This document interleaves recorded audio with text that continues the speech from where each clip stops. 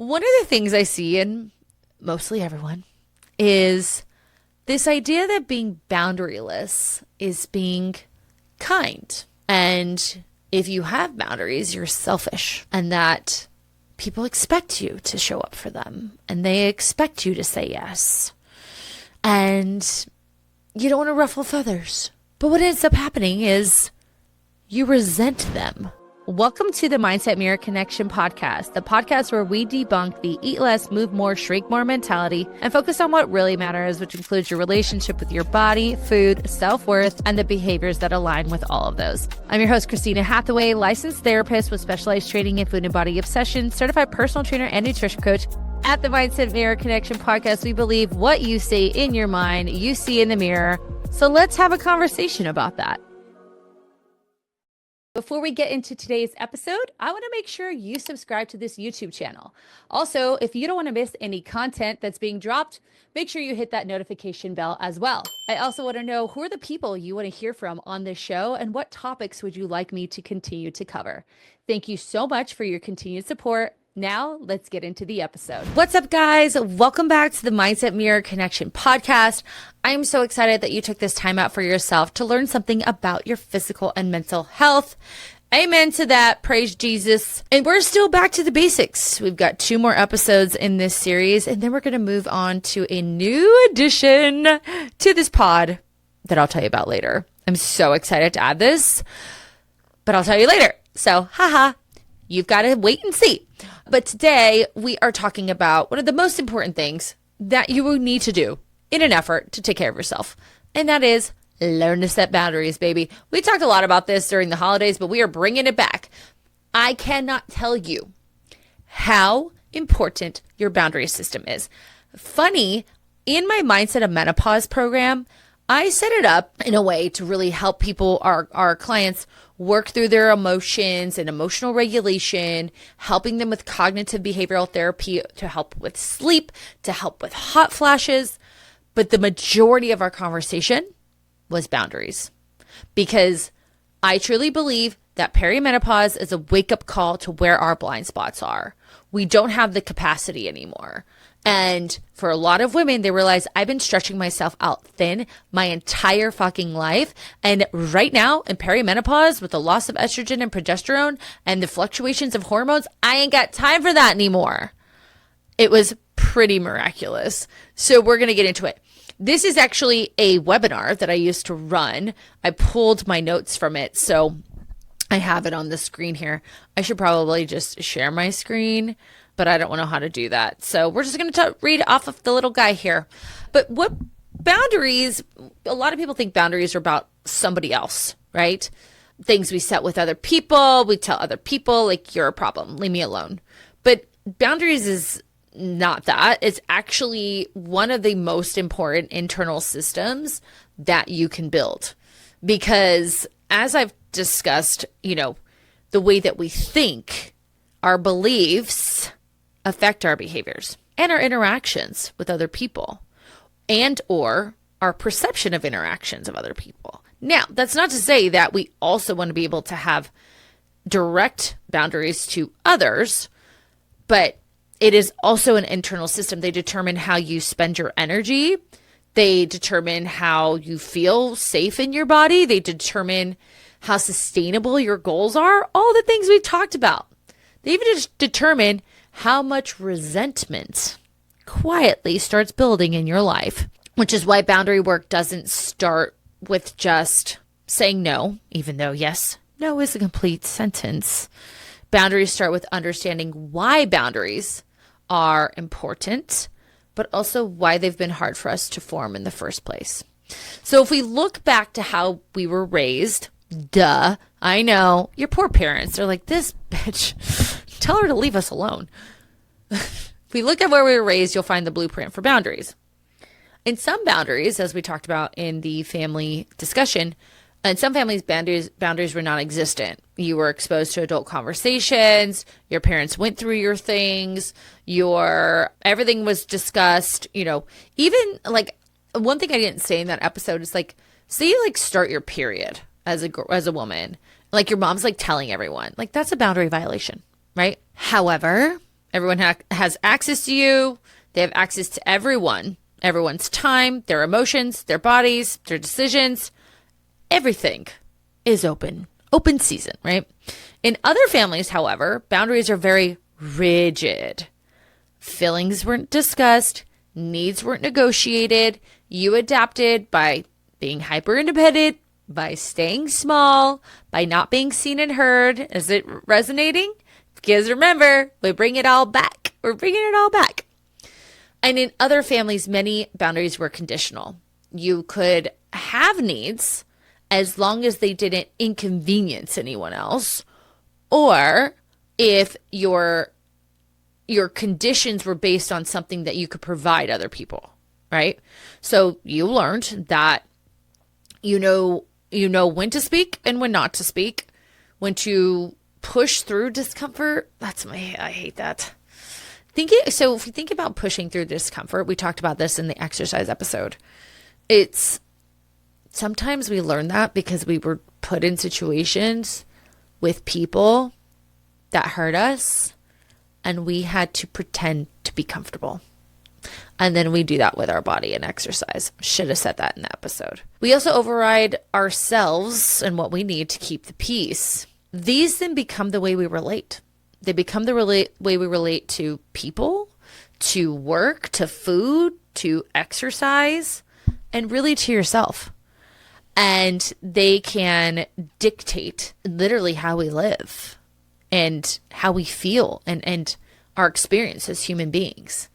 So obviously a really important conversation. And I want you to think of boundaries as not just relational. As I said, they're regulatory. They are the ways that we can, again, conserve your energy, allow you to feel safe, and, help your nervous system, retraining your nervous system. Like, I'm good. I'm not going to be in that situation again. And I think, when your boundaries are weak, your nervous system is kind of always like on edge, right? It's on call. It's always kind of responding. I always talk about my watchtower. It's responding, it's adapting, right? It's accommodating to other people, and that's fucking tiring. So when I talk about the perimenopause thing, which I did a whole episode on this because it was so prevalent, you're already exhausted, and then you put this on top of that, and boom, we are in perimenopause hell. And that's not just true for perimenopause. It's true in any sort of life shift. I mean, even in grief. I luckily have great friends. And they'd be like, hey, do you want to go bup? And I'd say, you know what? I need to decompress this weekend. I hadn't have time to, or one of the things I told a lot of my friends, like, I don't have the bandwidth for that. And they're so wonderful. They completely understand, even months out, because I do, life is still foggy, right? Not as foggy as it was. So just want to say that.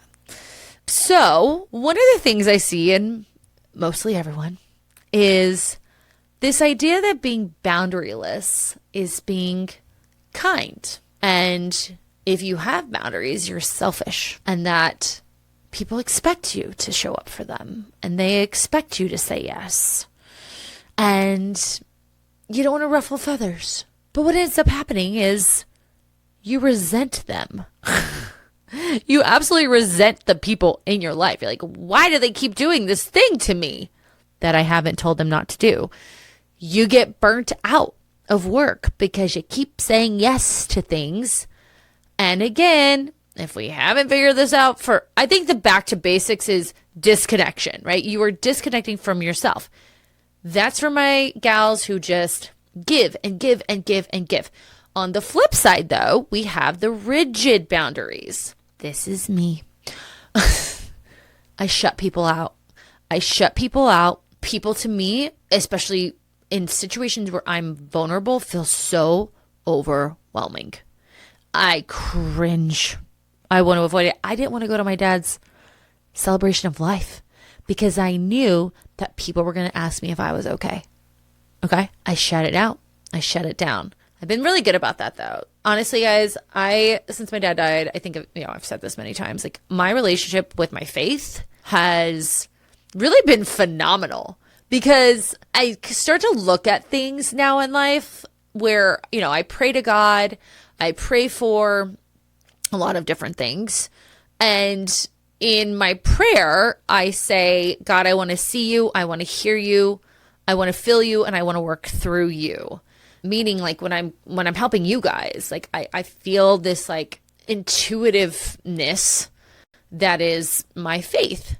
But the same is true though too when people show up for me. Even though it's uncomfortable for me, like, that's ultimately healing me, and all these things that I want in my faith and I'm praying about, that's actually, in my opinion, my God, Jesus is who I believe in, coming forward and saying, here's a challenge for you, girlfriend. This is how we get you to where you want to be. Are you going to take it or not? Right? So if any of you are interested in me talking more about that, comment below. I know, like, Mind Pump, like, Sal got really into religion. And I think for some people who aren't as religious, it can make them feel off. I don't go to church, so I can't say I'm religious.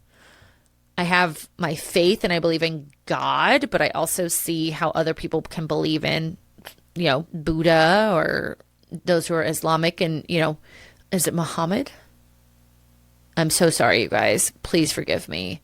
I'm drawing a blank, but I personally don't think whatever you believe in is wrong. I think if you have faith, it's wonderful. But anyways, what I'm saying is, if you want me to talk more about that, I would love to. I think that, I could even probably do a different podcast on that. Anyway, coming back to it. Rigid boundaries. That's me. Healthy boundaries is when we live in the middle. And the way I like to explain healthy boundaries is a door on the front of your house. You have a screen door. You have your main door. Your screen door has a lock, 2 locks, and your main door has 2 locks, or, like, I always think of the New York City apartment with all 10 locks. And it has a peephole.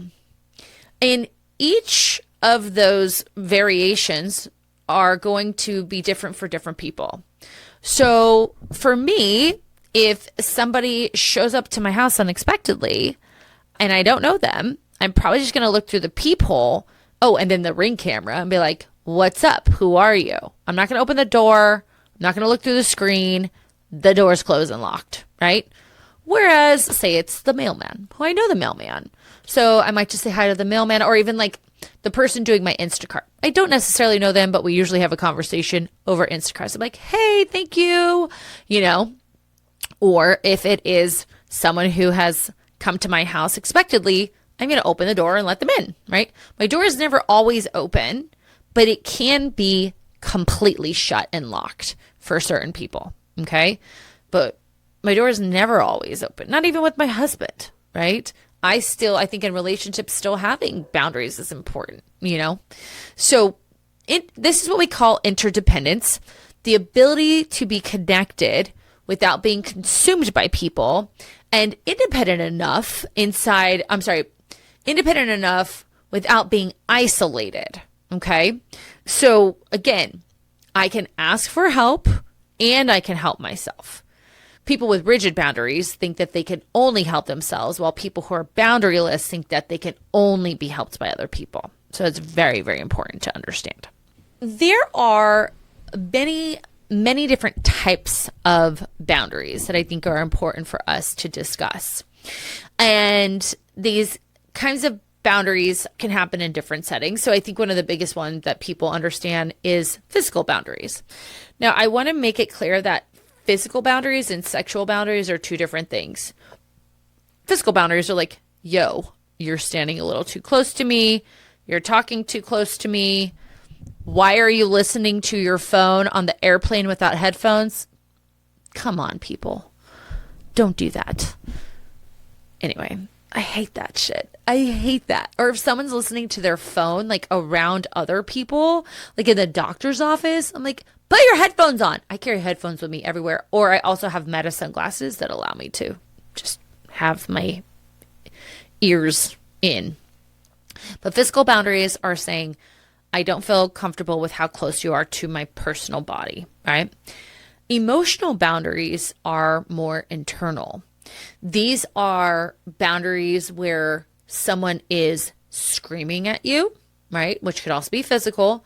You say, you're not allowed to speak to me in that way. What is up, fam? I am jumping on to talk about a few changes that you're going to see here at the Mindset Mirror Connection podcast.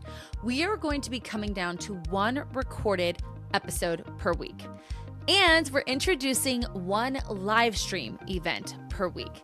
Now, if you haven't already, make sure you are following me at Mindset of Matter Coaching on Instagram. This is where I will make announcements if we're going live on YouTube or if we're going live on Instagram. We're going to kind of play with the different channels to see which one gets the best response. This allows for me to talk with you rather than at you. Get to ask your questions, hear your comments, all of the things. I want to build this as a community, not just me on the back of our microphone. So those are going to be the changes that you will experience starting February 2026. And I hope to see you guys on the live stream events. Now, back to our show. But also emotional boundaries with yourself. When you start to feel really overwhelmed and you're not doing anything to regulate, just talked about that, and saying, this response is not conducive to what's going on in the environment. I need to bring it down. I need to take care of myself. I need to remove myself from the situation so I can calm down. You can be boundaryless with your emotions, meaning you're just like firing off like hate towards the person. And that's the time you've got to be like, whoa, check yourself, girl. I am so sorry. Let me go calm myself down, which can be very, very hard to do. Other boundaries we have are mental and intellectual boundaries. One of the things in my program is my mindset method is my intellectual property. I created it myself. And for my coaches, they sign a contract that states that that is all confidential to this program and that while I train them in, the method itself, like we are not reproducing that elsewhere. However, I say a lot of stupid things that I think people take and they say, like when you get critical, get curious, all my little jingles. I've never had anyone, I've never had to go after anyone for recreating my stuff, but it's a thing, right? So mental and intellectual boundaries, time boundaries. How many of you have that friend who's always late? You know what I found out recently? I love a friend that does their own healing and they realize that them always being late is annoying to other people and then they always are on time now. I have that with a friend, but time boundaries, I don't, if I expect you to be somewhere and we're supposed to be somewhere at 6, we get there at 6. Or if we are running late, we communicate that. But for those people who, are 45 minutes, 60 minutes late, that is not okay. And they are messing with their access to you, which is something that I'll talk about. Material boundaries are your possessions. My friend Elena, I was thinking the other day, she comes to my house and for some reason she always grabs something. It's like, I'm just going to borrow this. And I'm like, you bitch. She has a shirt that I've never worn and I needed it the other day. And I'm like, God dang it. I need her to bring me back that shirt, which honestly, you guys, she borrowed last January. I still don't have it. And I've seen her, which is my own problem. And then sexual boundaries. Again, not the same as physical. This is consent. This is people touching you, speaking to you or around you or exposing you to sexual paraphernalia or touch or, again, conversation that you do not want to be exposed to. You consent to being exposed to those things. And if you do not consent, you say absolutely not around me, do not touch me. And if need being, you call the authorities. So that's why it's very different than physical. So each one of these, protects a different part of our life. And when you have one area of these that's consistently violated, even subtly, your body will feel it. What I mean by consistently violated. So I think for me, as I talked about last episode, is the emotional part being violated. I think that's probably the biggest boundary in my life that I struggle with because, again, in my household, emotions were presented in a very dysregulated way. For others, it could be physical, right? I know so many women who are just afraid to speak up. It's like, just say no. Just say, stop doing that. Just say, I don't want to. A lot of women struggle with this and they stay in really unhealthy situations. I've been one of those. I was in a verbally and physically abusive relationship right around the time I graduated graduate school. And I knew 3 months into that relationship that I should have left. And I stayed for 3 years. And, you know, it was, I'm glad because I'm obviously where I'm at today, but I let that person continually violate me because that's what I thought I deserved, right? But if one area is consistently violated, listen to your body. You'll feel that tension, that irritability, the fatigue, the withdrawal. These are signs that something is wrong. Think about the hair standing up on the back of your neck when you walk past a dark alleyway, or you hear that creak when you're walking by yourself at night, or you're around somebody that you're just like, I don't like this person. Those are signs, you guys. And if you are disconnected from yourself and you don't trust yourself, then you're not going to listen to your intuition. And that is not okay. So you have a right to set boundaries. I'm giving you this now. You don't have to earn the right. You don't have to have conditions for the right. You have the right to say no without guilt. You have the right to have your needs. You have a right to not meet unreasonable expectations of you. You have a right to make mistakes without making yourself feel like shit. And when these rights weren't shown to you early on, setting boundaries later can feel unsafe. So I want you to hear that. You have the right, and it is okay. When we say it's not okay, ladies, and we think, oh my God, I'm so selfish, people are going to think less of me. You're learning that connection to others depends on your compliance. And that's not what connection is. Connection is a mutual respect. But in your mind, you think, I have to comply. I have to say yes. I have to be there for people. I'm going to be seen as selfish. People are going to be mad at me. Who cares? Who cares? Because you're going to continue to feel uncomfortable in yourself. You're going to be drained. You're going to be irritated. You're going to continue to be dismissed in other people's lives. Something I say to my clients all the time is you've trained them to understand that about you. You've trained them to ask you for things when you're fucking exhausted. You've trained them for them to be able to go and play golf at 3 p.m. because you will do the work that they know you'll do. They get to go have fun, but you don't. You will continue to feel pressured from people. And your job is to retrain people. And it's going to be real hard for them.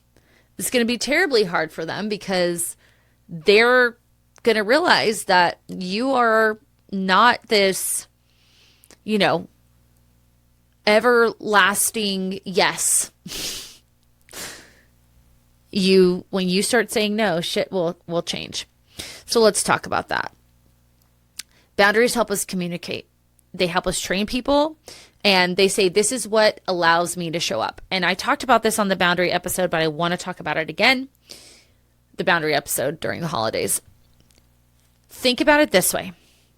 This is Lisa. I can't say her last name. Lisa T. She is a pastor. She's amazing. She says, we show up with a certain amount of access that we give to people. And say that we're showing up with a 10 out of 10 access that we give somebody else.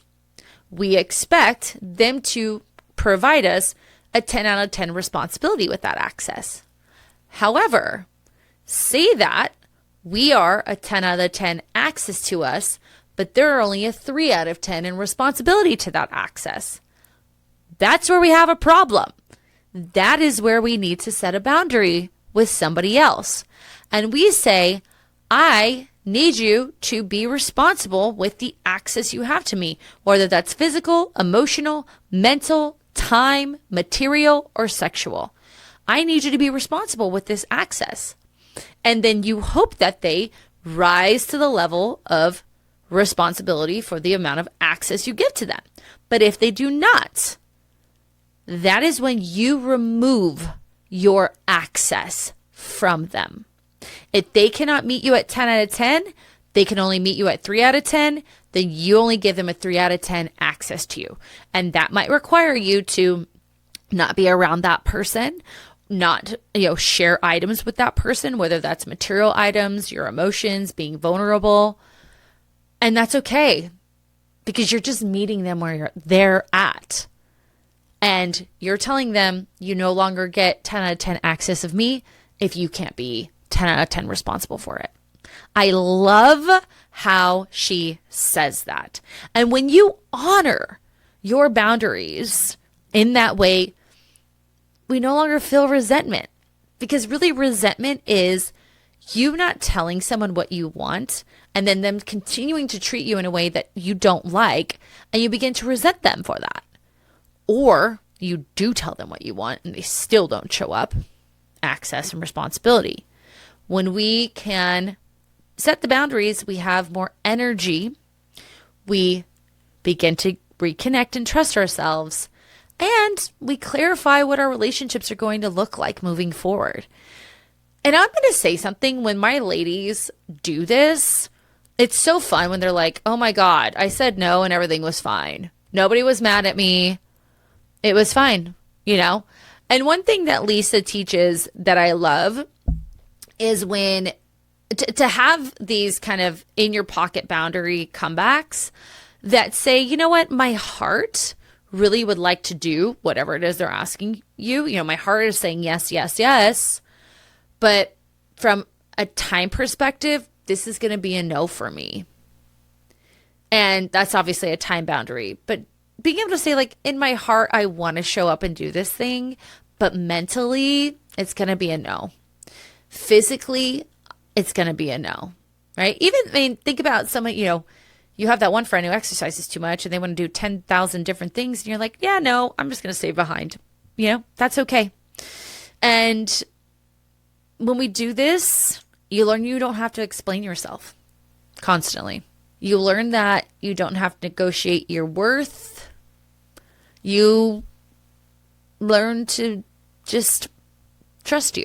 And it becomes very, very clear on it. Also, what becomes really clear in this is, like, you realize, like, who respects you, who has a level of respect for you. It's pretty amazing. So boundaries do not make you become a different person. They make you become a person who is self-led. I lead, because who else is supposed to lead you other than your higher power, right? So if you've never been taught to set boundaries, this is not a character flaw.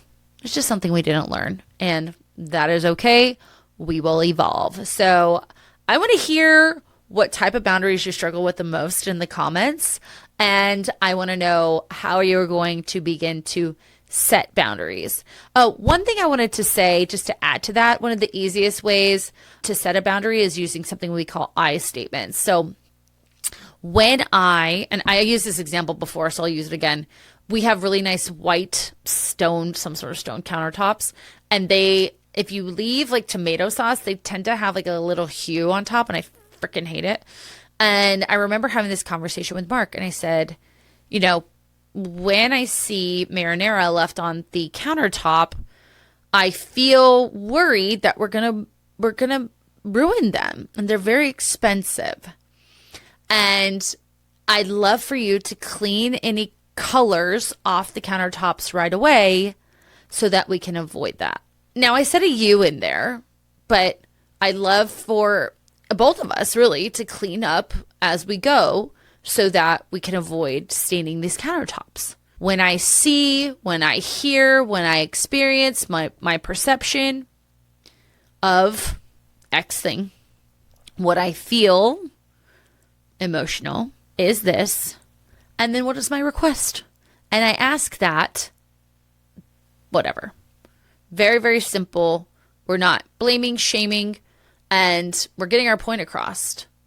And that's it. And then again, if that person can't match that effort, then we remove our access to them. Got it? All right, perfect.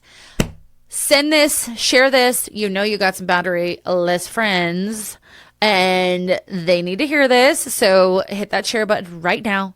Send it to them right now. Ready? Send. Good. While you're there, hit that follow button or subscribe button. And you know what? Let's also, since we're in it, click on leave a review and leave me a 5-star rating and review. We're done. Look at that. You did all the things. I love you for that. If you're someone who wants to strengthen your boundary system, because let's face it, when we don't have boundaries, it gets in the way of our health and our wellness. I didn't even touch on that. We're doing everything for everyone else. I talked about this in previous episodes, but we don't make time for ourselves because we're saying yes to everyone else. If you want help with this, my program is very much designed around setting boundaries. So check out the Clarity Call link below if you're interested in chatting with me. Chat with me directly, and we'll see. At least you walk away knowing what the next best steps are for you, whether you choose to work with us or not. Other than that, I'm going to send you on your way today and just plant this little seed as a reminder that what you say in your mind, you see in the mirror. Bye-bye.